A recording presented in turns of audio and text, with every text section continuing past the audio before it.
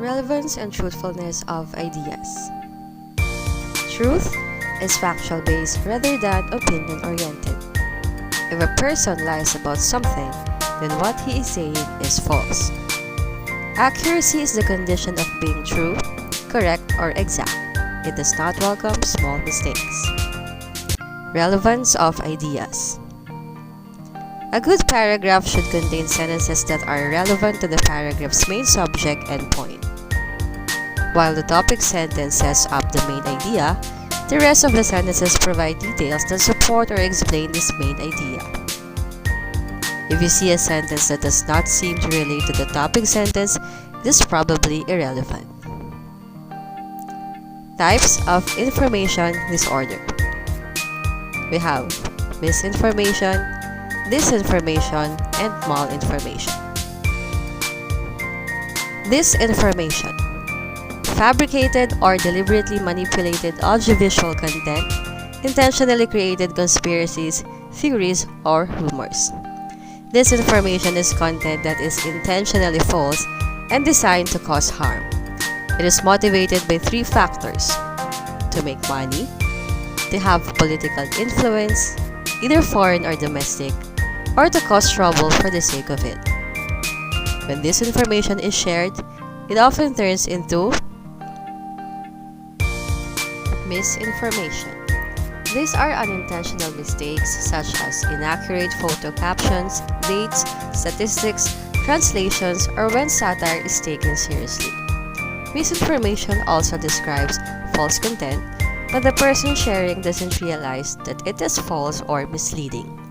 Often a piece of disinformation is picked up by someone who doesn't realize it's false, and that person shares it with their networks, believing that they are helping.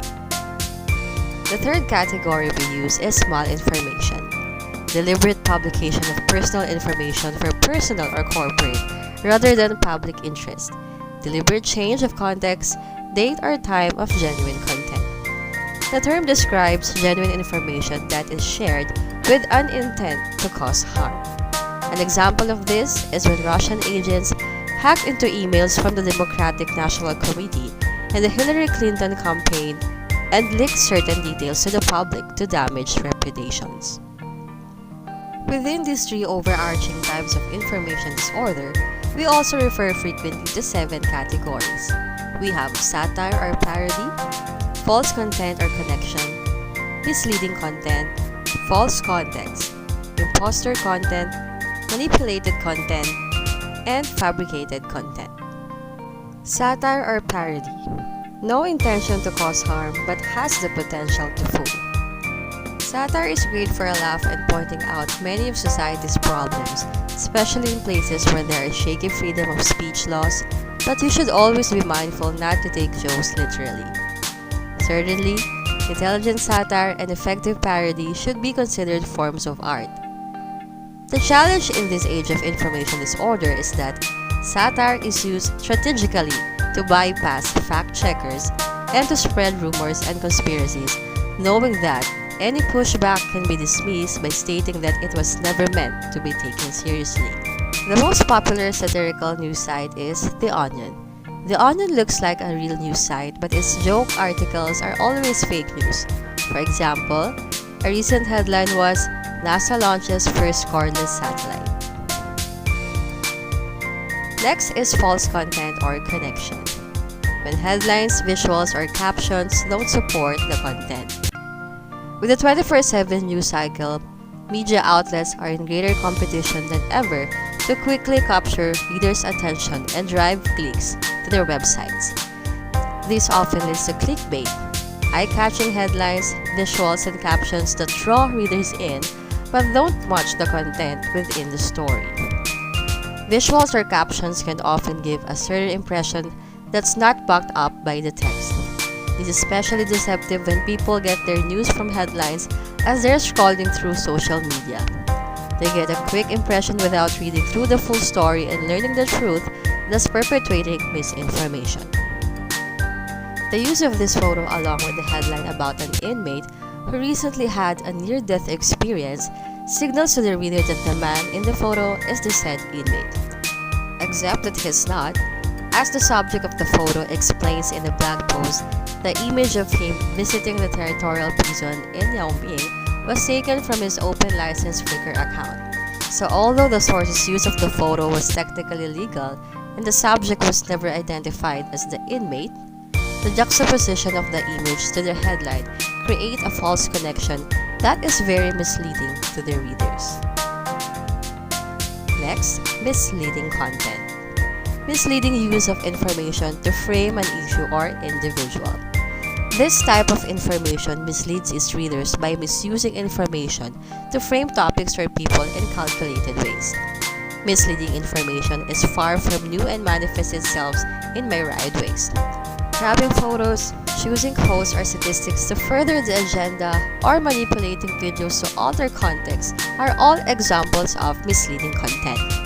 It also includes reframing stories and headlines, using fragments of quotes to support a wider point, citing statistics in a way that aligns with the position, or deciding not to cover something, but it undermines an argument. When making a point, everyone is prone to drawing out content that supports their overall argument. For example, former Press Secretary Sarah Huckabee Sanders tweeted a video of Jim Acosta and a young female intern saying, "We will not tolerate the inappropriate behavior clearly documented in this video." She included video footage that many people called out as doctored.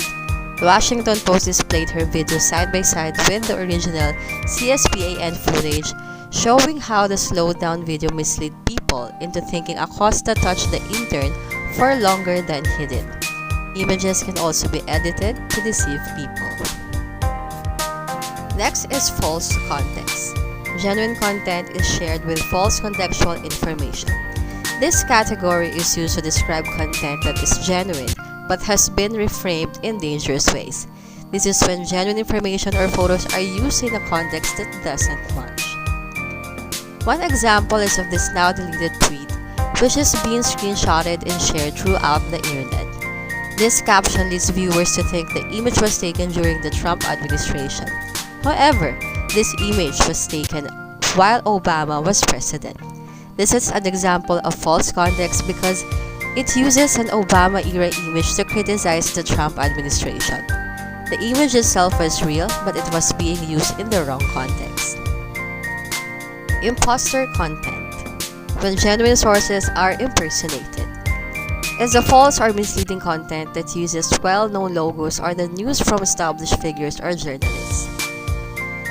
A famous fake news website from 2016 was abcnews.com.com. Notice that it has a different URL from the actual ABC News website. Some sites try to trick readers by masquerading as credible sources. This site had a similar logo to ABC News and aimed to trick readers by looking like a credible source. Spot imposter content by running a separate Google search of the news outlet's name. If this comes up with a news site with a different URL, seeing double can be a sign of trouble. It's important for readers to constantly check their sources to make sure they're not getting tricked by a copycat site such as this one. Manipulated content. When genuine information or image is manipulated to deceive. Manipulated media is when an aspect of genuine content is altered. This relates most often to photos or videos. On the right, here's a tweet from Nancy Pelosi that was twisted to fit a political agenda. The photo on the left was shared in July 2019 with captions claiming that Democrats were vacationing in Italy, staying in 5-star hotels and dining out on Americans' tax dollar. Snopes debunked this, pointing out that this photo was taken in Ghana rather than Italy, where Pelosi's original tweet the photo came from. Fabricated content. New content is 100% false, designed to deceive and to do harm. Fabricated content is that which is 100% false. Fake content that span out of thin air can be portrayed in a way that seems believable if a person doesn't check the source. This professional-looking website is not NBC, but rather is a fake site designed to look the real thing. Check out the fake news headlines in the screenshot. Despite the headline, Obama never announced a third-term presidential run. With so much free information online, it's easy to get distracted by all the false materials polluting the web. Authoritative resources that were once considered official have been overrun by online platforms intentionally created to share and spread low-quality false information. How do I know what information is real? Always check the source or owner of the content you are viewing. A reliable and reputable source provides evidence-based information that is authoritative, unbiased, and offers a balanced approach. Well-known and has a built reputation of being trustworthy over time.